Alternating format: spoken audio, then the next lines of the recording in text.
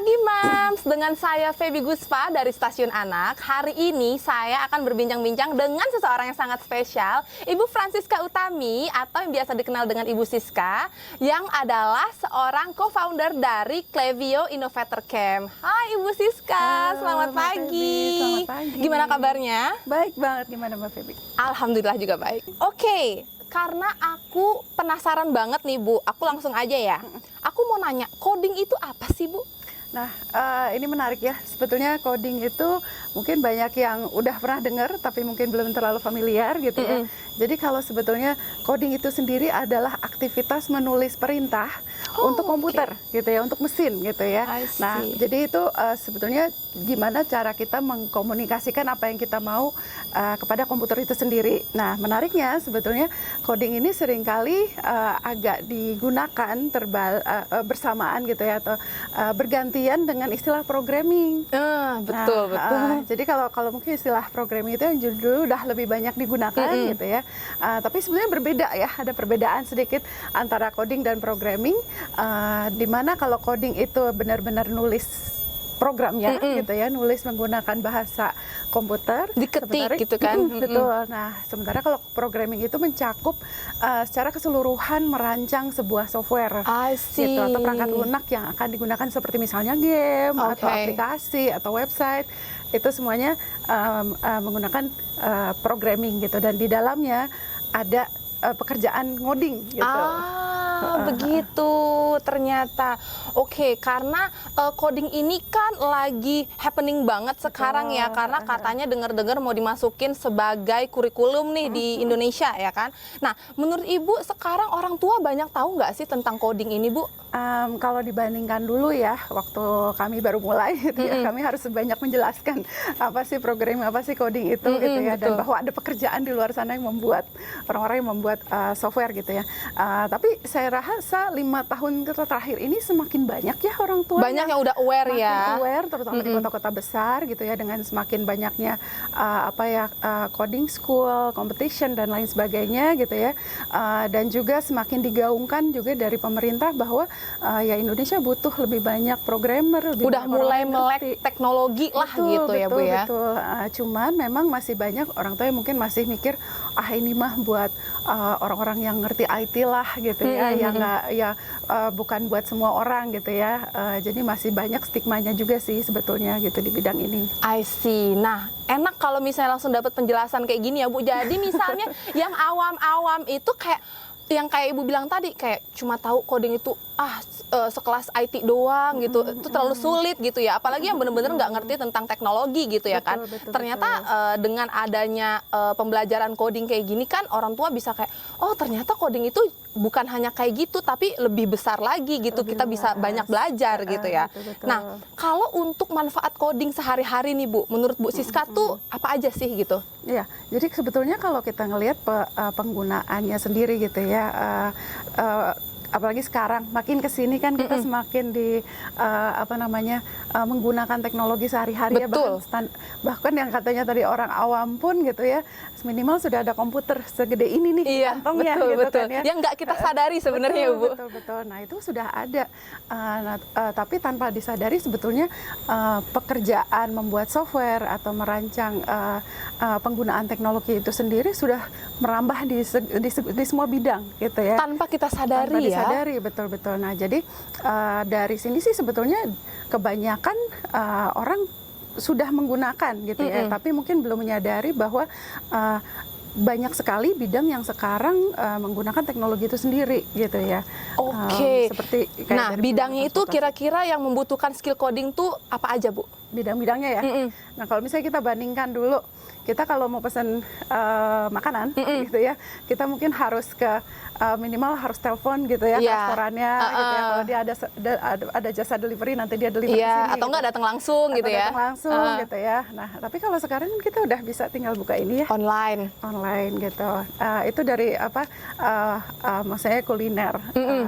Transportasi juga gitu. Kalau dulu kita mesti telepon taksi untuk manggil gitu ya. Kalau sekarang kita bisa milih dari sini. Itu jadi part of coding itu ada di situ sebenarnya gitu ya Bu ya, dari teknologinya itu. Software yang memudahkan kita untuk melakukan itu semua itu dibikin oleh programmer dan coder gitu. I see. Bahkan yang nggak kita sadari sebenarnya tuh sehari-hari kita tuh udah sangat dekat ya, Bu ya. Betul. Oke, baiklah. Terima kasih sekali Ibu insight-nya. Oke, kalau tadi kan kita udah ngebahas tipis-tipis soal industri teknologinya nih Bu. Nah, kalau sekarang aku pengen tahu lebih banyak tentang Klaviyo itu sendiri. Awalnya kenapa sih bisa kepikiran untuk membuat Klaviyo? Oke. Jadi ini awalnya sih ya gitu. Sebenarnya kalau Klaviyo sendiri memang kita bikin perusahaan yang bergerak di bidang teknologi. Nah, tapi dari untuk program Klaviyo Innovator Camp ini sebenarnya diawali dari kebutuhan anak saya sendiri gitu. Yang waktu itu sekitar 2012 ya, dia kelas 5 SD, dia tuh udah mulai seneng nyoba-nyoba waktu itu MIT Massachusetts Institute of Technology bikin platform untuk membuat aplikasi gitu ya dengan coding, tapi codingnya itu block programming. Jadi dia nggak pakai nulis kode tapi lebih pakai blok-blok gitu ya. Dan dari situ dia bisa bikin game sendiri. Nah, kita pikir kok ini menarik ya gitu ya, kok bisa gitu ya. Dan dia pengen banget untuk ngembangin lagi, cuman kita nyari orang yang ngerti waktu itu belum ada. Belum terlalu banyak ya. Nah, kebetulan kita pas kita building Klaviyo ini sebagai perusahaan IT, kita ketemu sama programmer-programmer yang memang mereka kayaknya seneng ngajar gitu. Jadi ya udah gitu, kebetulan passion saya juga di bidang pendidikan gitu ya. Jadi kita coba ya udah kita bikin kurikulum sendiri, kita bikin metode pengajaran sendiri, dan karena ini untuk anak gitu ya. Jadi saya mikirin juga ini kalau saya bekali anak saya sekarang gitu ya, apa yang saya pengen dia punya selain dari hard skill-nya ini gitu. Jadi kita juga kepikiran untuk skill-skill lain, soft skill-nya gitu, sehingga itu membentuk metode yang kita punya sekarang ini. Kayak gitu. I see. Wah, keren banget ya, karena Ibu bener-bener sangat memfasilitasi anak gitu ya, sampai bisa kebikin Klaviyo ini gitu, Mams. Harus hati gitu. Iya, jadi bener-bener put 100% effort gitu kan. Betul. I see. Nah, kalau sistem pembelajaran di Klaviyo itu seperti apa, Bu? Nah, ini dia. Jadi mungkin ini yang membedakan kami ya dari yang lain gitu, karena dilihat dari awalnya memang kebutuhan anak saya gitu, yang saya juga pikir tantangan dia di masa depan di abad 21 itu apa aja gitu ya. Jadi dari berbagai tantangan tersebut, perkembangan teknologinya, pekerjaan nanti dia di masa depan dan lain sebagainya gitu ya. Jadi kita mulai menyusun dari sisi pengetahuan teknisnya nih. Berarti dari logikanya itu yang dari programmingnya, belajar codingnya itu memberikan itu.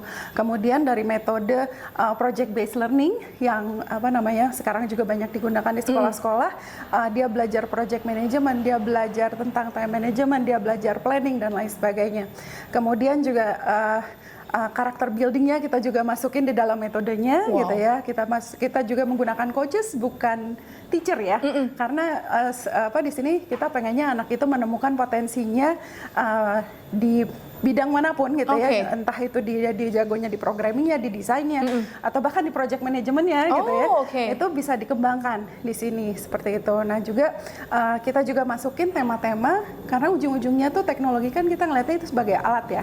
Kita pengennya anak itu besar nanti dia bisa ngelihat teknologi itu sebagai gimana nih kalau ada masalah di sini, dia punya kepekaan sosial untuk dia bisa mengenal, mengidentifikasi masalah, kemudian melihat teknologi itu gimana biasanya dia bisa menciptakan karya yang menjadi solusi penyelesaian dari masalah tersebut. Betul, gitu. I see. Oke, kalau proses pembelajaran di Klaviyo itu apa aja, sama programnya itu untuk anak-anak aja apa bisa dewasa juga?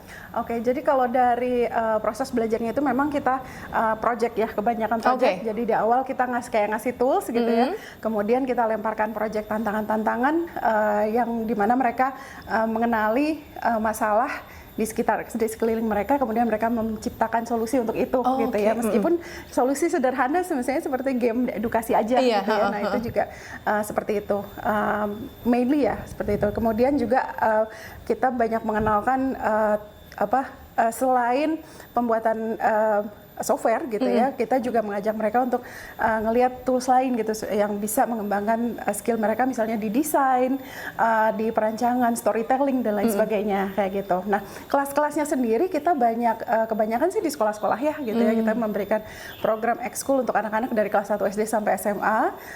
Kemudian kita juga ada program di luar sekolah yang kita adakan online maupun offline. Nah, selain itu juga kita banyak bekerja sama, berkolaborasi untuk memberikan, karena kita juga pengen menyempitkan atau mengecilkan gap antara orang yang merasa awam dengan teknologi gitu ya, dengan orang-orang yang bisa Iya, gitu ya, betul. atau dengan orang-orang yang disebut orang IT lah gitu Oke, ya. oke, Karena nice. kita ngelihat semua orang sebetulnya bisa diberdayakan dengan teknologi. Jadi kita juga menyediakan kelas-kelas atau program-program untuk orang dewasa gitu ya, nice. yang pengen belajar gitu, misalnya mengenal AI atau mengenal gimana pembuatan website yang simple menggunakan artificial intelligence dan lain sebagainya. Jadi kita nggak usah ngerasa, ih malu ini yang lain pada anak kecil, masa aku yang udah gede mau ikut, nggak ada kayak gitu ya Bu ya. Wow, nice. Jadi kalau misalnya ada nih Mam, suaminya misalnya gitu mau ikut pelatihan di Klaviyo bisa banget ya Bu ya. Boleh banget. Kalau untuk anak berkebutuhan khusus gitu Bu, apa bisa join juga di program yang ada di Klaviyo gitu? Betul, jadi kita memang percaya the power of inclusivity ya, di mana sebetulnya teknologi itu harusnya bisa membuat semua orang, siapapun yang mau menguasainya untuk bisa menguasainya. Gitu Oke, ya. nice. Jadi prinsipnya sih, kalau anak itu mau belajar, apapun halangannya, apapun tantangannya, kalau dia mau belajar, kita percaya dia bisa, dan kita harus bareng-bareng menemukan caranya untuk supaya dia bisa gitu ya. Wah, Jadi nice. kelas-kelas Klaviyo itu inklusif gitu ya, dan kita seneng banget kalau misalnya ada kelas yang ada misalnya anak tunarungunya, ada anak berkebutuhan khususnya gitu ya. Karena dari situ ikut mengasah kepekaan sosial anak-anak yang lain. Betul. Gitu, dan Setuju. sehingga mereka bisa menemukan nantinya menciptakan karya-karya yang juga inklusif gitu loh nantinya. Mungkin mereka sekarang nggak kepikir, tapi mudah-mudahan ketika mereka dewasa mereka kepikir untuk itu. Wow, keren banget. Aku suka banget itu.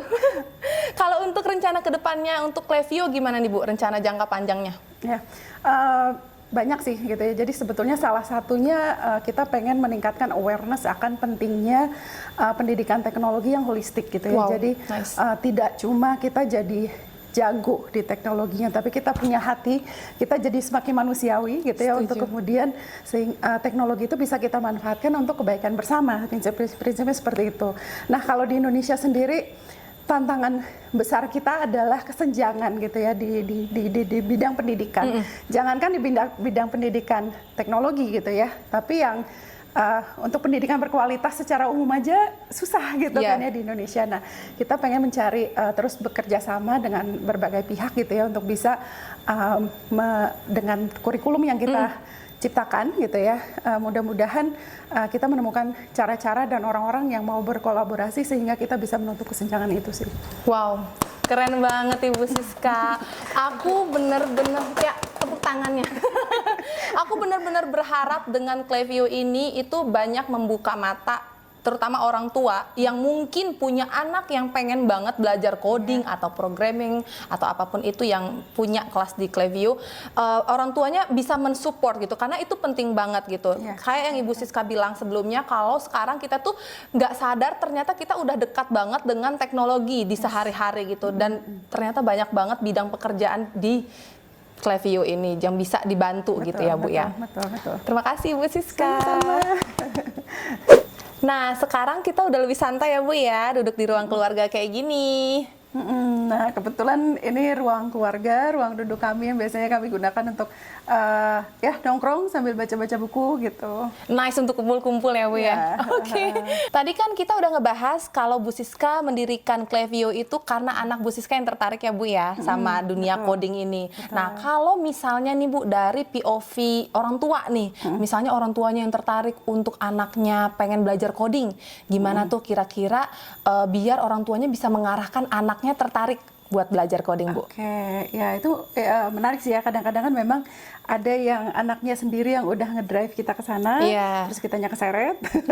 Ada juga yang misalnya orang tuanya sudah ngeliat, oh ini sebenarnya bidang yang bagus, tapi anaknya belum tahu tuh ke arah situ gimana gitu ya. Nah ini ada beberapa cara sih kalau saya lihat sebetulnya anak-anak tuh memang secara alami punya drive atau punya dorongan untuk belajar sesuatu ya. Mereka selalu curious gitu ya. Nah di awal mungkin orang tua bisa, kalau misalnya hampir semua anak pasti main game lah ya, game digital, mau apapun itu gitu ya, bisa mulai dengan ditanya kira-kira bikin ini nih kayak gimana ya gitu ya, diajak melihat secara kritis dari sisi makernya gitu ya. Kita sebagai user kira-kira makernya bikinnya kayak gimana ya. Nah mulailah dibahas itu. Nah kemudian juga di tahun 2014 itu ada campaign besar dari Hour of Code gitu ya, dari yayasan code.org yang didirikan oleh beberapa tech giant ya, Google, Facebook, Microsoft dan Apple lain sebagainya, bahkan di endorse juga oleh Presiden Obama saat itu gitu ya, yang mana mereka membuat code.org ini menjadi sebuah platform untuk mengajak anak-anak terutama untuk mengenal coding gitu ya. Jadi boleh dilihat nanti mungkin parents cod.org ya gitu, code.org. Di situ banyak banget permainan-permainan dari anak-anak usia 4-5 tahun ya, yang nggak mesti baca gitu ya, tapi sudah mengenal yang namanya logika pemrograman. Gitu. Dan dari itu umur semuanya, sekecil itu ya?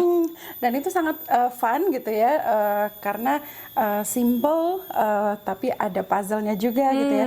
Jadi sudah mulai melatih berpikir logis, sudah melatih kita mengenal yang namanya logika pemrograman itu gitu. Oh, oke. Jadi dibuat untuk sedemikian anaknya bisa tertarik gitu ya, biar nggak ngebosenin gitu. Betul, ya kan Bu ya. Jadi menyusun perintah, jadi dikenalkan dengan yang namanya menyusun perintah untuk komputer nih gitu ya. Jadi ada karakter yang bisa dikasih perintah-perintah yang harus logis, kalau nggak logis dia nggak jalan gitu ya. Dan kemudian dia harus memecahkan kayak puzzle, si karakter itu harus bergerak gimana gitu, kayak robot gitu lah. I see, wah keren ya. Nah kalau misalnya sebagai orang tua nih, untuk mendukung anaknya yang tertarik dengan coding nih Bu. Misalnya anaknya ini udah anaknya duluan nih yang tertarik, ya kita sebagai orang tuanya pengen ngedukungnya biar maksimal gitu. Oke, jadi anaknya udah pengen ya, gitu. Kepengen gitu. Ya tentunya sekarang sudah banyak courses ya gitu ya, kelas-kelas.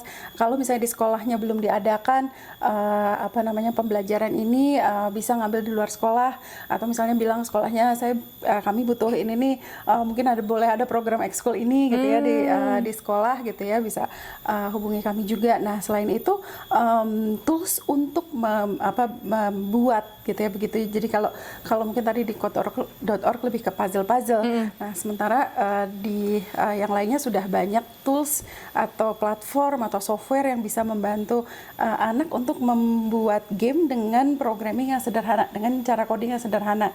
Jadi mereka nggak harus belajar scriptingnya, tapi mereka kayak tadi block programming, yang penting logikanya benar.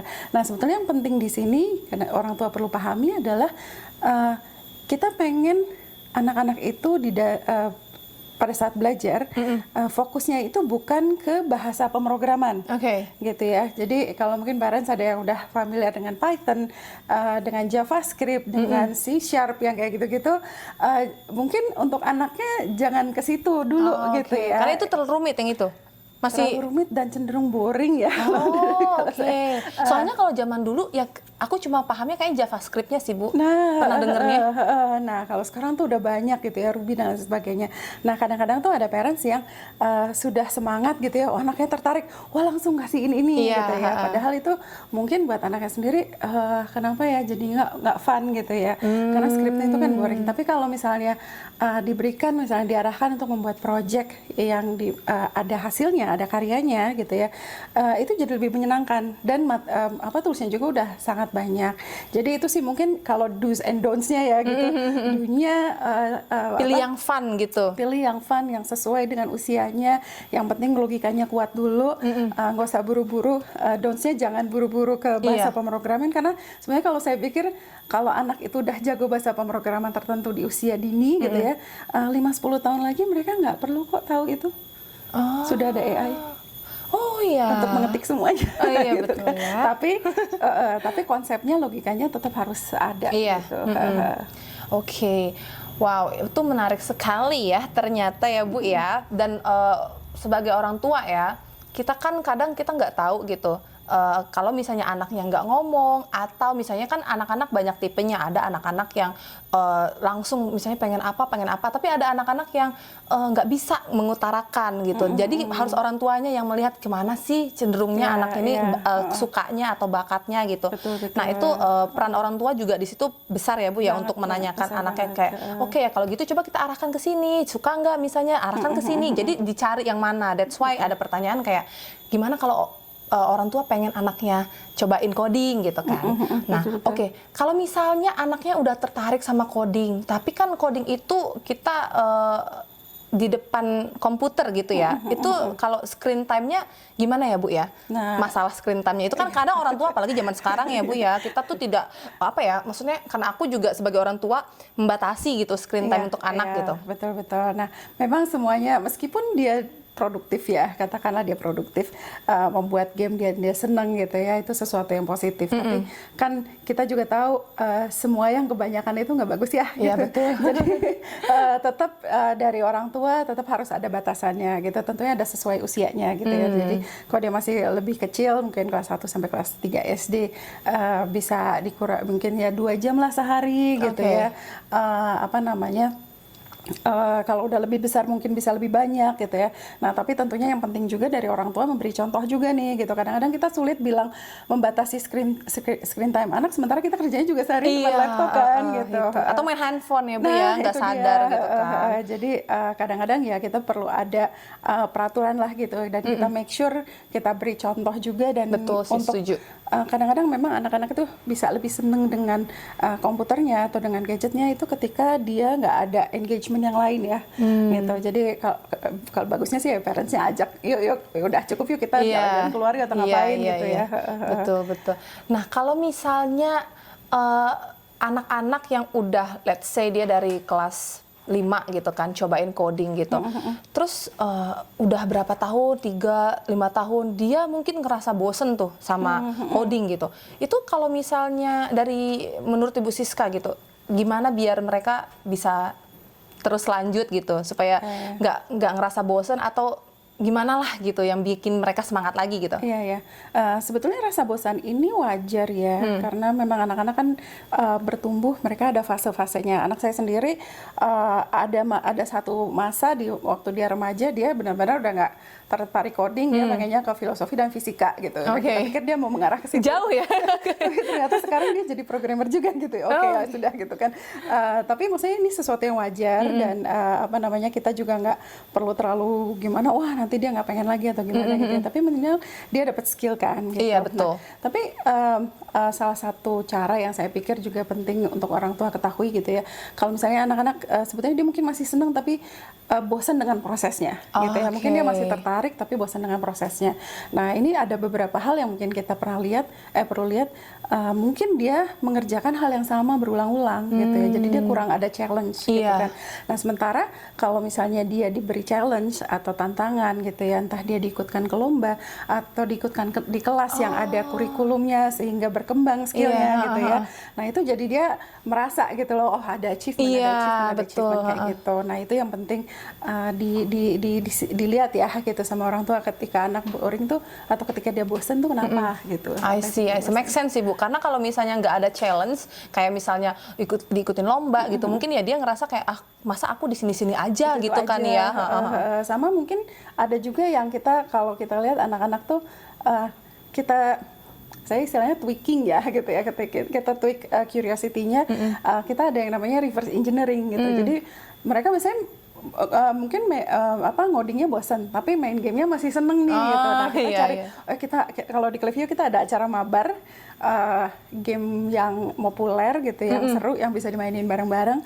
Nah, habis kita mainin, kita lihat ini gimana ya cara bikinnya, kita breakdown komponennya, kita bongkar.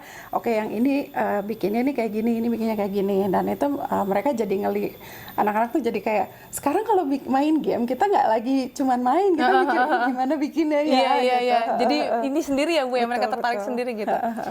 Nah, kalau challenge-nya itu cuma ketagihan sama bosen aja atau ada obstacle lainnya tuh Bu?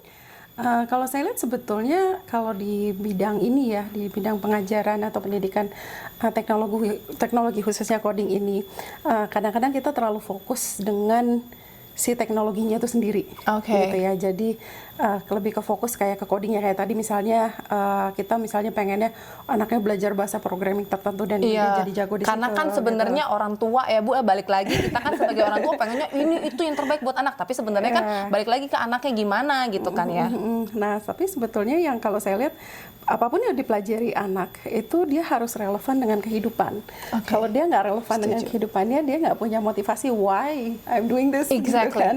Kalau katanya Simon Sinek kan harus ada core-nya itu, kita harus tahu why-nya kita tuh kenapa sih kita ngerjain ini gitu kan ya. Dan kalau kita bisa relate ke situ, kita jadi tahu alasan kenapa kita belajar ini gitu. Jadi nggak cuman pemahaman yang di permukaan, tapi juga kita tahu dalamnya gitu. Nah di sini yang saya kalau ketika mengembangkan Clevio, saya menyadari banget bahwa kalau kita nggak relate coding ini dengan kehidupan sehari-hari, mereka nggak akan bisa extrapolate itu, jadi mengembangkan ini di masa depan gitu ya. Jadi kalau tadi saya bilang kenapa anak-anak itu kita ajak mengenal lingkungannya, mencari masalah di lingkungannya, supaya apa yang mereka buat itu relate dengan kehidupan. Gitu. Nah itu tantangannya. Nah perkembangan teknologi yang pesat ini nggak mungkin kita bisa membuat anak itu menguasai hari ini. Oh iya betul. Karena apa yang kita ajarin hari ini 10 tahun lagi udah obsolete, udah nggak relevan gitu ya. Teknologinya ya gitu. Tapi kalau kita mindsetnya karakter yang mendukung dia untuk belajar hari ini, itu bisa dibawa ke masa depan. Sehingga apapun teknologinya nanti seperti apa, curiosity-nya, kemampuan belajarnya, kemampuan menciptanya itu tetap relevan. Karena dia udah punya basic dari awalnya gitu ya Bu ya. Jadi untuk menciptakan karya itu yang kita dorong gitu loh sebetulnya, bukan cuman untuk bisa ngodingnya. Iya gitu. betul. Karena ya balik lagi kayak di segmen pertama ya Bu ya, banyak permasalahan di dunia ini yang sebenarnya bisa diselesaikan oleh teknologi gitu, yang kita 10 tahun yang lalu bahkan bener-bener nggak. Emang kita butuh yang namanya Gojek, delivery makanan ya Bu ya.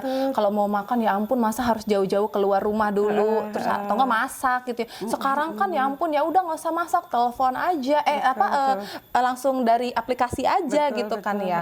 Tuh terima kasih untuk teknologi sih Bu ya itu. Dan seorang-orang seperti Bu Siska yang memang bisa gitu melek untuk mengembangkan teknologi di Indonesia tentunya gitu. Nah, untuk harapan Bu Siska untuk Gen Alpha di dunia teknologi di Indonesia itu gimana Bu?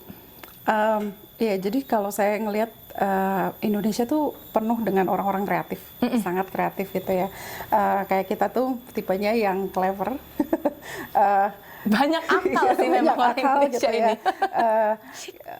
Apapun permasalahan yang kita hadapi as a country gitu ya, sebagai negara, sebagai bangsa, itu sebetulnya kita selalu menemukan cara-cara untuk memecahkannya gitu ya. Nah, tapi juga masalah yang kita hadapi juga banyak banget gitu ya. Semakin banyak dan semakin kita kemajuan teknologi itu berkembang, peradaban kita berkembang, masalah kita juga makin banyak. Betul. Gitu kan. Nah, ini yang saya pikir menjadi tantangan di dunia pendidikan, khususnya di pendidikan teknologi, karena seringkali perkembangan teknologinya itu tidak diiringi dengan kemampuan kita untuk bisa pertama menggunakannya dengan benar gitu kan, sehingga kita cenderung dikuasai oleh teknologinya itu sendiri. Jadi untuk kita belajar menguasainya pun perlu kemampuan yang bijaksana gitu ya. Betul. Untuk mengambil keputusan ini tuh mau apa gitu ya. Nah, contohnya seperti AI sekarang aja gitu ya, tiba-tiba boomingnya luar biasa dengan ChatGPT dan segala macam gitu ya. Guru di sekolah masih bingung, ini gimana ya gitu, anak-anak mulai bikin PR pakai AI gitu kan. Terus belum lagi orang-orang yang menggunakan teknologi itu untuk dengan tujuan merugikan orang lain. Nah, itu tuh. Nah, itu sangat banyak gitu Betul, ya. Jadi betul. salah satu yang saya merasa sangat penting kalau di Klaviyo kita ada namanya Coders Oath, di mana coding atau programming is a superpower gitu ya. Dengan itu kita harus berjanji untuk menggunakan superpower ini untuk hal yang baik. Dan bukan untuk hal yang jahat. Jadi itu yang kita pikir penting sekali di dalam pendidikan teknologi dan untuk orang tua juga gitu ya, ketika mengajarkan sesuatu untuk memastikan anaknya tuh tahu bahwa dengan kemampuan ini gitu ya, mengerjakannya di kamar kita bisa menguasai dunia loh gitu kan dengan adanya internet. Nah jadi awareness bahwa setiap skill yang kita dapatkan gitu ya, kemampuan yang kita dapatkan khususnya di bidang teknologi harus ada tanggung jawab untuk menggunakannya dengan baik. Betul, betul, gitu. Setuju. Wah, bener banget Ibu. Tepuk tangan dulu untuk Bu Siska. Keren banget.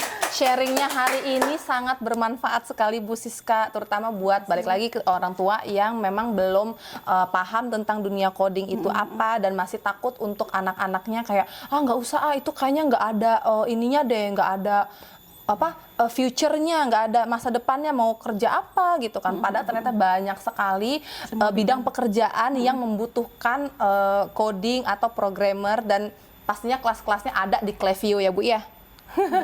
Selalu ada. Baiklah, terima kasih banyak Bu Siska untuk waktunya hari ini. Nah, itu dia Mams Wejangan tentang teknologi informasi bersama Ibu Siska dari Klaviyo Innovator Camp. So, buat moms yang anaknya punya minat dan bakat di bidang coding, bisa banget buat ikut lomba coding di Stasiun Anak. Caranya gampang banget, tinggal klik link di bio Instagram Stasiun Anak. Dan jangan lupa tungguin Wejangan episode berikutnya di channel YouTube Stasiun Anak. Sampai jumpa, bye!